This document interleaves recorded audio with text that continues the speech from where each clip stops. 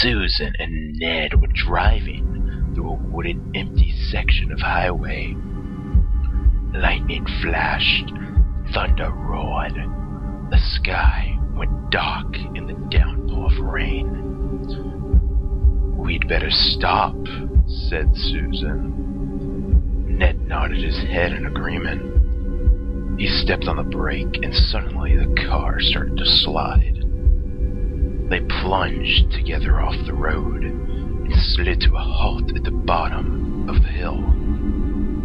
Pale and shaking, Ned quickly turned to check and see if Susan was all right. When she nodded, Ned relaxed and looked through the rain-soaked windows. "I'm going to see how bad it is," he told Susan, "and when I'm out into the storm." She saw his blurry figure in the headlight, walking around the front of the car. A moment later, he jumped in beside her, soaking wet. "The car's not badly damaged, but we're wheel-deep in mud. I'm gonna have to go for help." Susan swallowed nervously.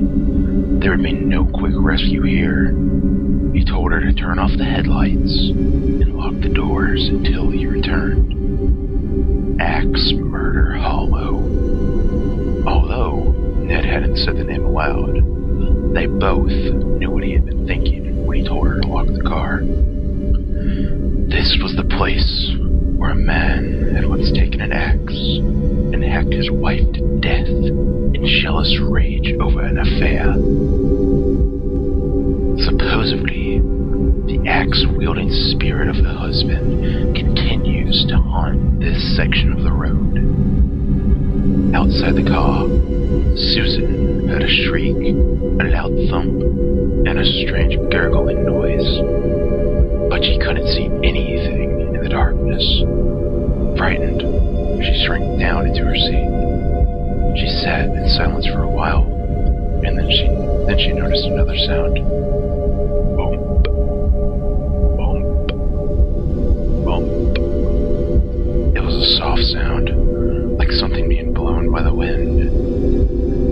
Suddenly, the car was illuminated by bright light. An official-sounding voice told her to get out of the car. Ned must have found a police officer.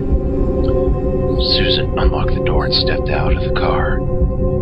As her eyes adjusted to the bright light, she saw it. Hanging by his feet from the tree next to the car was the dead, bloody body of Ned. His throat had been cut so deep that he was nearly decapitated.